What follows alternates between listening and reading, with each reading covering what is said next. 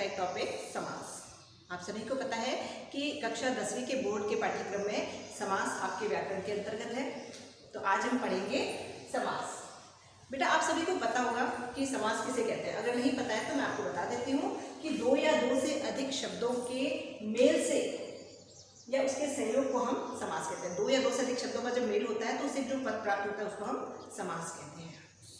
समास का अर्थ होता है संक्षिप्त करना या छोटा करना, यानी कोई भी बड़ी चीज को संक्षिप्त में कह देना, है ना।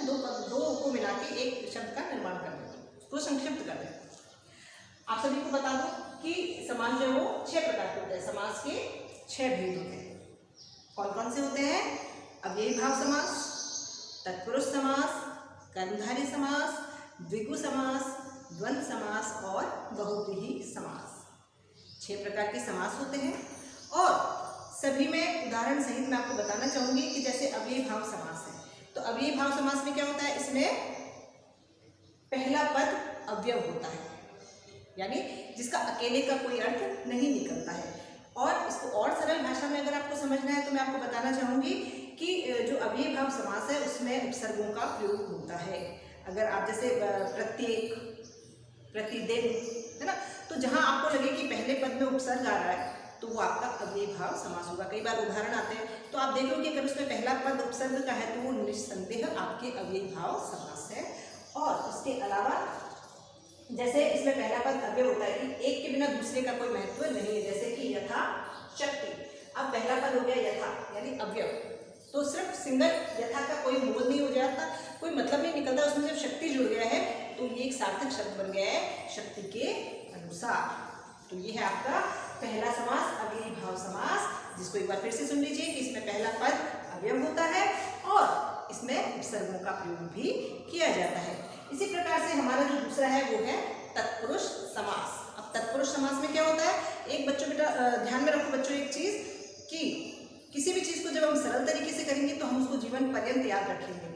तो आप लोगों ने कारक पढ़े होंगे सभी ने, तो ऐसा समास जिसमें कारकों का प्रयोग किया जाता है वो तत्पुरुष समास होता है।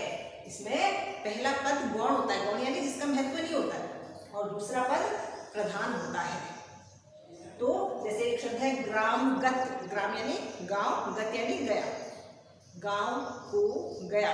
तो आप लोगों ने कारक पढ़े हुए ना, कर्ता ने कर्म को करण से, है ना। तो इस प्रकार से जो कारकों का प्रयोग जिसमें होता है और जिसमें पहला पद गौण होता है और दूसरा पद प्रधान होता है। तो जहां भी आपको लगे जैसे हस्तलिखित, हाथ से लिखा गया, है ना, वृक्ष से गिरते हुए, जो भी चीज है जैसे इसमें कारकों का प्रयोग हो रहा है वो आपके तत्पुरुष समास होता है। उसी प्रकार से तीसरा है कर्मधारय समास।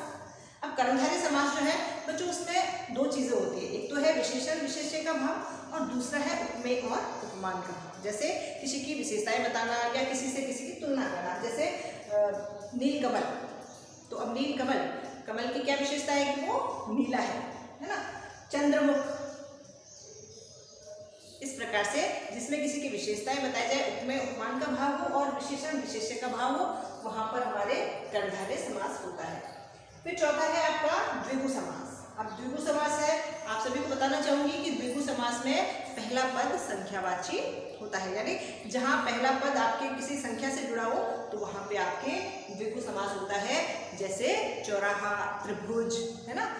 इस प्रकार से जहां पहला पद संख्यावाची हो वहां पे आपके द्विगु समास होता है। उसके बाद में आते हैं 5वें समास पे हम द्वंद्व समास। अब द्वंद्व समास जो है वो आपके उसमें दोनों ही पद प्रधान होते हैं, है ना। दोनों पद प्रधान है, दोनों का अपना अपना महत्व है। जैसे कि माता पिता, दिन रात, काला गोरा। और दूसरे शब्दों में अगर आपको मैं समझाऊं तो हम ये भी कह सकते हैं कि जो अपोजिट होते हैं, जो विपरीत होते हैं, है ना। जैसे स्त्री का उल्टा हो गया पुरुष, रात का हो गया दिन। तो इस प्रकार से जहां आते हैं और जहां और का लोप हो जाता है ना, तो वहां पे आपके द्वंद्व समास होगा। इसमें दोनों पद प्रधान होते हैं, जैसे माता और पिता, तो इसमें और का लोप हो जाता है। तो ये हो गया आपका द्वंद्व समास। फिर है आपका आखिरी समास बहुव्रीहि समास। अब बहुव्रीहि समास में दोनों ही पद प्रधान नहीं होते, एक अन्य पद ही प्रधान होता है ना। जो दोनों पद है उनका कोई मतलब नहीं होता, उसके अलावा एक तीसरा अर्थ निकल जाता है। जैसे कि दशानन। अब आप कहोगे कि मैडम दशानंद है तो इसमें पहला पद तो संख्यावाची हो गया, 10 तो संख्या होगी, लेकिन इसमें तीसरा अर्थ निकल रहा है कि एक ऐसा व्यक्ति था जिसके 10 सिर थे, वो सिर्फ संसार में एक ही हुआ, वो था रावण। तो दशानन 10 हैं जिसके आनंद, अर्थात जिसके जिसके 10 मुख हैं वो है रावण। उसके अलावा पीताम्बर, पीला है जिसका अंबर, यानी जिसने पीले वस्त्र धारण कर रखे हैं वो है विष्णु। तो इस प्रकार से जिसका एक अलग ही अर्थ निकल रहा है, वो कहते ही लंबोदर, लंबा है जिसका उदर यानी लंबा है जिसका पेट, किसका था? भगवान श्री गणेश का। तो इस प्रकार से कोई ऐसा शब्द जिसका एक अलग ही अर्थ निकले वो आपके बहुव्रीहि समास में आता है। अब कई बार आपको ऐसा लगता है कि परीक्षाओं में जानबूझ के ऐसे प्रश्न किए जाते हैं जिसमें आपको इन तीनों के बीच में कंफ्यूजन हो जाता है, कर्मधारय समास में, द्वंद्व समास में, नहीं माफ कीजिए द्विगु समास में और बहुव्रीहि में। तो आप एक चीज ध्यान रखिए कि जिसका तीसरा अर्थ निकले वहां पे बहुव्रीहि समास है, और सीधे सीधे जैसे संख्यावाची त्रिभुज है, षट्भुज है, इस प्रकार से संख्यावाची जो शब्द जिसका और कोई अर्थ नहीं निकले वहां आपके द्विगु समास है, और जहां पे पर्टिकुलर किसी एक व्यक्ति के लिए कहा गया है वहां पे आपके बहुव्रीहि समास है। तो बच्चों ये थी आपके लिए समास की संक्षिप्त जानकारी। अगली क्लास में हम आपको फिर इसको और डिटेल से बताएंगे। तब तक आप इसका अभ्यास कीजिए और अपनी उत्तर पुस्तिका में इसको लिखिए, और कहीं कोई समस्या आती है तो आप निसंदेह विद्यालय समय में